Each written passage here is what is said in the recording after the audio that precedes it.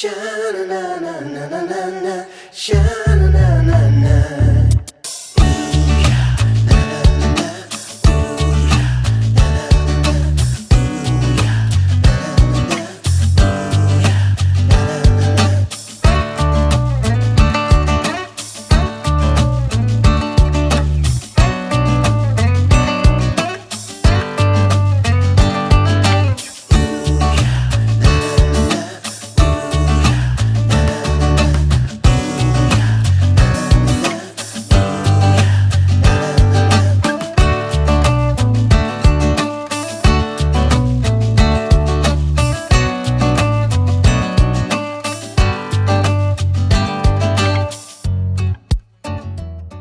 It's Laura with Untitled Vintage Typewriters. Welcome. Today we're doing a typing demo for a 1958 Royal Speed King. Woohoo!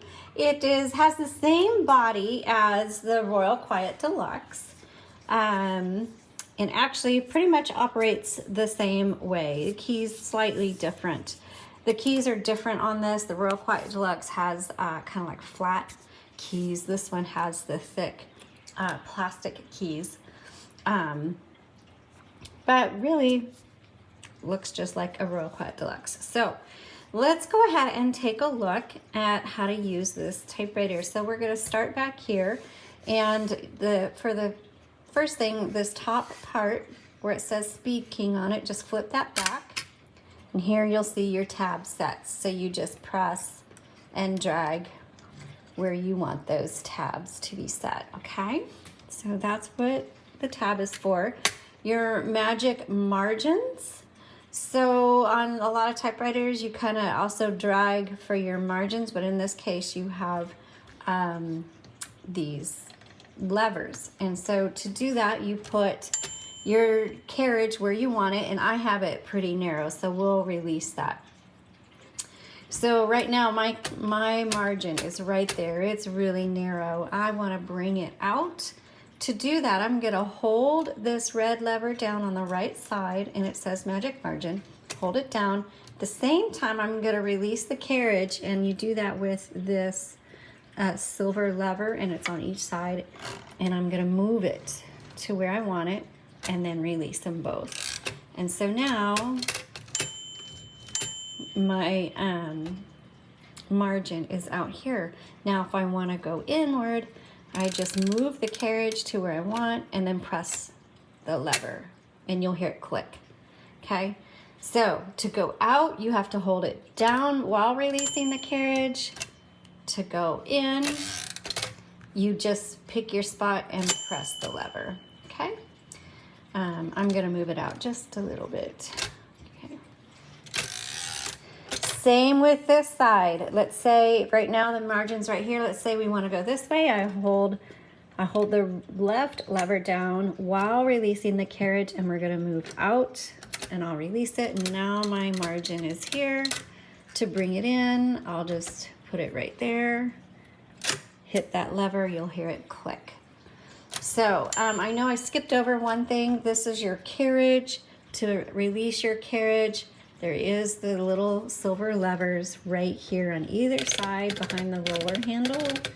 And it doesn't matter which side, you just hold it in, and now you can move your carriage. That bell should sound when you reach your right margin. And that's just to let you know as you're typing, hey, you're at the end of your margin, I'm gonna be stopping. And it does stop. And when it stops, you can't do anything, you can't type. And that's where this button down here comes in handy. It says MAR on the top and REL, Marrel. You're like, what in the world is Marrel? Sounds like Marvel. Anyway, it means margin release. You just hit that, and now you can keep going. So that is just if you're like in the middle of a word when you hit your margin and you want to finish your word. Okay. Let's pop open this top. This is one of those tops where you need to press this logo. You just push it. That releases the cover. Some other typewriters you kind of have to pull. In this instance, if you pull that cover open, you're going to bend this piece, and that cover's not going to stay shut. It's just going to keep popping up back and forth. If that happens, it's actually an easy fix. What you do is you hold it down and then find that metal piece with your finger and press it in, and then it'll hold it. So, because we've all done it, we've all been like, oh, right, I didn't mean to pull it. And so that bends fairly easily. Okay, once you're on the inside, here is your type bars. This is your basket escapement area. Here's your color selector. There's black and red. You have your spools. This does take a universal ribbon. It's so easy to find them. You can get them on our website at untitled We have a couple different options for universal ribbons. They'll all fit. You just pick what you want, whether you want a shorter ribbon, a longer ribbon, plastic, metal, you want us to roll it, or you want to just purchase an inexpensive one that comes pre-packaged. That's what that is for. Those are the options we have. Okay, over here on the right side, you'll see this lever and it says touch control. That just determines kind of how hard those type bars strike the paper. If you have a heavier hand, you're gonna want a lighter touch controller. If you have a lighter hand, a heavier, you just mess around with it, get what you want. So like my husband, who has a very heavy hand, would want a different setting than I do, and because I have a very light touch. Okay, right next to the touch control, you'll see another metal lever sticking up. That is your ribbon reversal, the manual ribbon reversal, because once you go through your ribbon, you get to the end of your spool, it's not the end of the ink. That ink is going to last you a really long time. And so to reverse it, you just push it like that. Now, there are some ribbons that have a grommet, just like this little metal ring, that are at the end of the spool, and that'll trigger an auto reverse. And so if you have one of those situations where the typewriter and the ribbon will trigger that auto reverse, that's great. If not, you always need to know where that manual reverse is. Now, when you do change out your ribbon, make sure that you have black on top, red on bottom. These pop out easily. Okay, it is a messy business changing ribbons. So just giving you heads up, make sure you have an old, like a paper towel or washcloth nearby, because you will get ink on your hands and it will get everywhere. So make sure you put the red on the top, black on the top, red on the bottom. You pop that spool down. Make sure it's down all the way.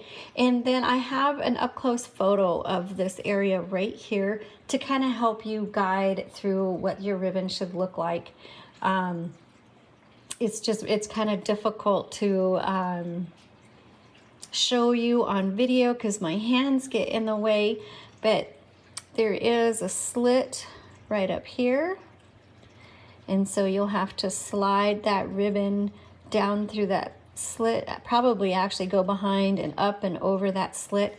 But either way, use that photo we have of this area as a reference while you figure out kind of really how to slide that ribbon through all the different slits they have in there. And then make sure that you get it through the guide wire on this side and the guide wire on this side. And then the ribbon comes over the top and around. Same with this side. The ribbon comes over the top and around. And so, yes, it will take you probably a little bit of learning the first couple of times, and then you'll get it just fine. Okay, we're going to close that lid. Down here are our keys. So we have, this is set for lowercase right now. So you'll have your lowercase letters, you have your numbers.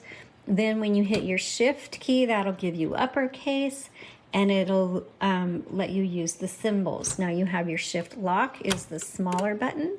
To release that, just press the bigger button, doesn't matter which one, and that'll release. Here's your backspace. Backspace does not erase, it just backspaces. So when you make a mistake, you can X through it, type over it, cross through it, whatever you want to do. We talked about margin release. Tab, I showed you how to set your tabs right there. And so here's your tab. We've talked about your tabs. And so now I'm just gonna load a piece of paper. You load it right against this back plate. You just set it there, turn the handle. It'll pull it all the way through. Or you need to turn the handle to pull it all the way through. And I like to make sure, I know it's probably hard to see in the video, I like to make sure it's even. And this is perfectly even. Now, if it wasn't, there's a lever right here, and that's your paper release. You pull that forward, and then you can adjust your paper. And then make sure you re-engage it, otherwise it's not gonna feed through properly. And then over on the left side, you'll see a 1, 2, and a 3. That is, determines when you hit your return handle, is it gonna advance 1, 2, or 3 lines. Now the little white lever right here, this is, what this does is this kind of disengages the roller. You can hear it clicking. So for like variable spacing, or if you're maintaining the typewriter, if you are, you already know exactly what you're doing. But when you pull that forward, that releases that roller. So now you don't hear the clicking. And that's because sometimes you kind of want to line something up, and that click is every half of a space. And sometimes you're like, oh, I just kind of want to go right in between those 2 clicks. That's where this comes in handy. And you can do that. All right, so that, and then, oh, over here on the left side, you'll see a lever that's flat. That is your carriage lock. So when you center your carriage, you can press it down. Oops. There we go, it should be engaging. There we go. And sometimes you have to kind of go back and forth until you'll hear it click in place. And so now, even when I do this or this, the carriage is not gonna move. That's best for transportation or storing.